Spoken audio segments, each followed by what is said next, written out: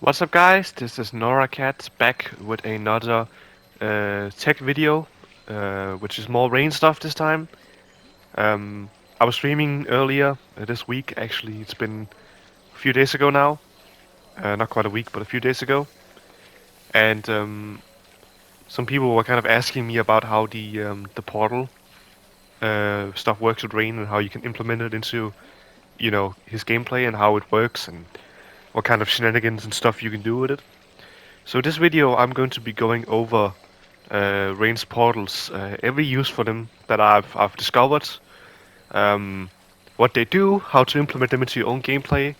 I'm also going to be talking about what the frames are on it and like how you can use it to better your Rain gameplay. So let's get right into it. What's interesting about the portal is that it actually is safe of some of the moves that Rain does. So for example, standing free into portal will be -4. Completely safe, and the opponent cannot actually punish Rain for doing standing free into portal. 2-1-1 into portal is also safe at -6. Remember, you have to do this before the overhead comes out. 1-4 as well. It's only -2. Same situation.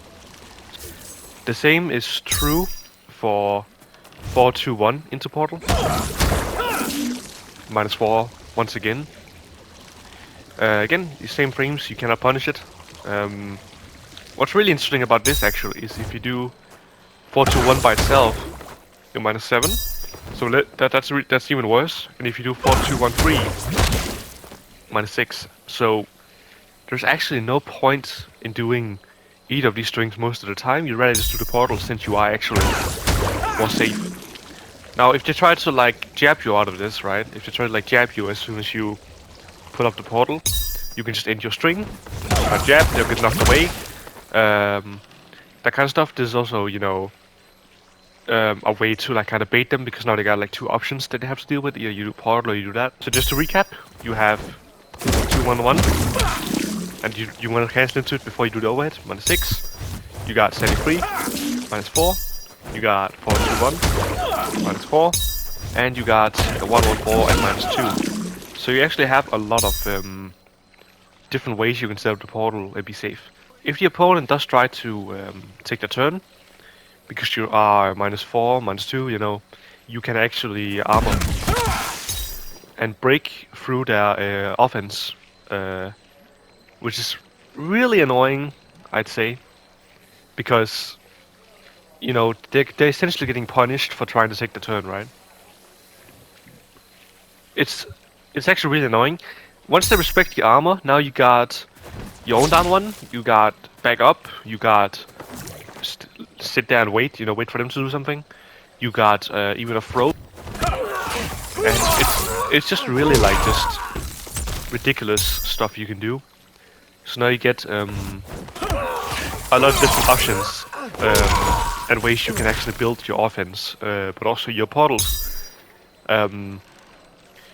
Now, once you have a portal out, right, you can do down forward 2 and you'll teleport to that portal. You don't need 2 portals, you just need 1. If you have 1 portal, you can, teleport to that portal anytime. Another thing you can do with the portal as well is if you have 2 portals out at once, you can teleport, if you just press down forward 2, you'll teleport to the last one you made. But if you press down forward, back, and 2, you'll actually teleport to the one that you made before that. So you go, now I'm going over here suddenly, I make this one, this one, and if I do this, now I'm over at the one that I made first off, and that's really like that's super annoying. Now, if you combine this with a cameo like Sub-Zero, and you put up a portal here, right, and you start zoning, you put up a portal right here, for example, start zoning with Sub-Zero, you got the ice armor, now they can't do anything. So they like chase you to the corner, and once they get behind you because you put the portal up here, they chase you. And now let's say your opponent's in front of you, now you can teleport to that portal.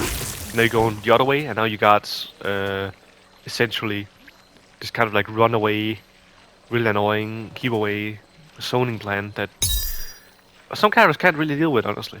And it's kind of annoying. That's just one use for the portal. Another thing that's interesting about the portal is that you actually gain access to all your jump-ins and air specials. So, like, while you get out of the portal, it doesn't matter how low to the ground it is. So if it's like down here, you'll get access to your jump 1, jump 3,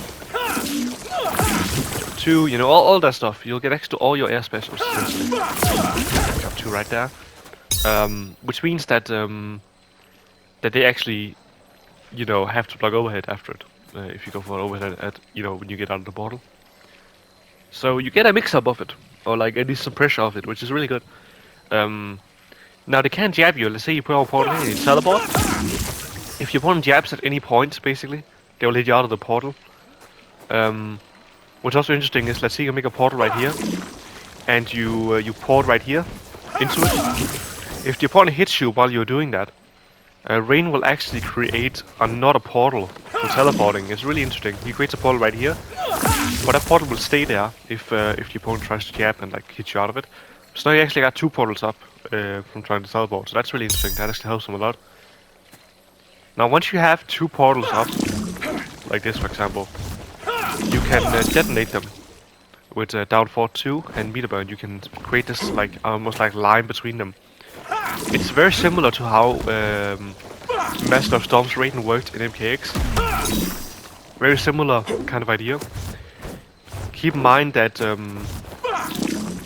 once you have 2 portals up, it doesn't detonate like outside the portal, it only detonates between them. Well, I'll see if I can show you actually. So like right here, he doesn't get hit, he needs to be like in between them to get hit. Or like very close to the portal. And that's what's kind of bad about it. It works sometimes. Like you have to be like in a specific like place for it to hit. A lot of people think that this is useless, but it really isn't. The fact that this is +3 means that now you got like down 1 into this. You know, if they try to counter poke, keep in mind this launches as well. Like even the corner. If you have a corner right here, and I hit you with 2 of these, and I hit you with like a portal. I get like a full combo of it, you know, and that's really strong. You know, that's not something you should, you know, just forget. You know, you get like a full combo of it, and that can be really useful for setting up different stuff in the corner. That's like the basic stuff when it comes to the portal. You can do all kinds of stuff. With the portal, you can really be weird, and you can do all kinds of stuff that isn't like, you know, necessarily very like obvious. It's a very like interesting way that that you can really mix the opponent and be like weird and just be like annoying. Really, there's generally like a lot of stuff you can do, and I'm sure there's like a lot more that I haven't discovered. This is just like the basic stuff that I've discovered, like all the stuff I've discovered so far. Again, you could like do it in the air as well. So you got like, you know, through the air like that. It's just a really annoying and obnoxious tool.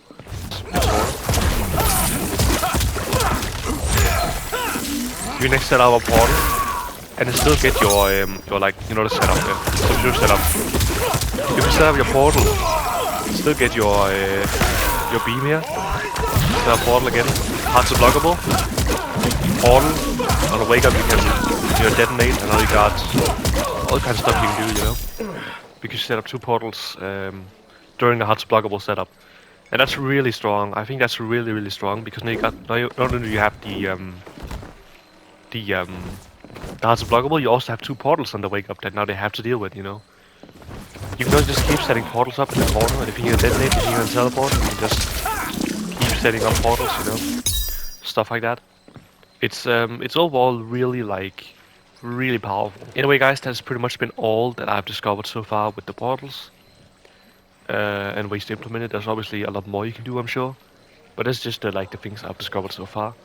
I hope that you guys have enjoyed the video. I'll see you guys in the next video. Thank you so much for watching, and I'll talk to you later.